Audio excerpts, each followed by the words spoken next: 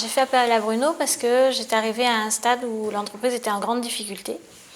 J'avais problématique de clientèle qui était ou décédée ou partie en hospitalisation. 5 clients d'un coup. Donc du coup, mon chiffre d'affaires a été amoindri nettement. Et en plus, j'avais le problème du personnel aussi à gérer parce que quand on ne peut plus leur donner leurs heures, qu'est-ce qu'on leur fait faire?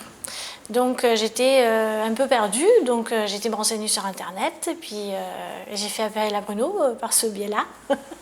Le contact s'est bien passé, bon feeling. Bruno a été là d'un bon secours aussi, il faut dire ce qui est. Et puis il a fallu aussi que je prenne une décision importante où j'ai eu du temps à accepter la chose, de me mettre en redressement. Parce qu'au début, je ne voulais pas, je pensais qu'au fur et à mesure, ça allait aller. Mais il a bien expliqué les choses, donc c'était clair pour moi. Moi qui étais perdue, j'avais besoin qu'on me cadre aussi un petit peu, parce que je me suis toujours débrouillée toute seule. Donc c'était un vrai atout. La difficulté, c'est quand on est chef d'entreprise et qu'on est seul, à part être accompagné d'un comptable que vous voyez une fois par mois, et qui vous donne pas trop de conseils, en fait, c'est vous qui lui posez les questions, et à la limite, c'est vous qui allez à la pêche aux infos, et qui lui donnez les informations. Voilà, et financièrement, j'avais pas les moyens de m'acheter un logiciel pour pouvoir démarrer. C'était trop compliqué au démarrage. Je suis restée quand même à travailler pendant 3 ans, toute seule, 7 sur 7. Bruno, il a l'expérience, donc il m'a vraiment apporté un vrai appui. On a vraiment travaillé de concert. Alors, 1208,21. Ah oui, ça change, hein. Ah oui, là, pour le coup.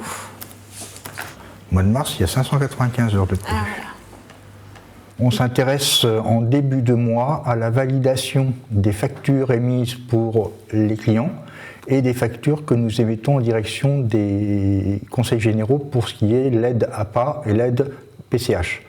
Il s'agit pour nous de valider ça à partir de 2 outils. Le premier outil, c'est Henri, le logiciel de gestion de facturation. Et puis, on a un outil de gestion de trésorerie qui nous permet de planifier, d'anticiper les éventuelles difficultés de trésorerie parce qu'on est dans une situation de redressement judiciaire et que Laurence n'a pas le droit, absolument pas le droit, ni de créer une dette supplémentaire, ni d'être à découvert. Février, j'en ai pas pour nous. Alors, à l'heure d'aujourd'hui, je revois la sortie du tunnel enfin, parce que nous sommes passés devant le tribunal il y a quelques jours. Un tribunal très bienveillant et avec un regard positif sur ce que j'avais vécu et comment je me suis battue. Donc c'est vrai que ça fait toujours plaisir.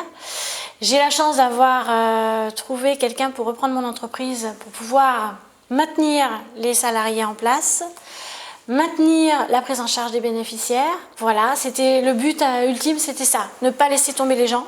Et puis aujourd'hui, j'ai envie de peut-être d'ouvrir un autre projet, faire autre chose. Voilà, tout simplement.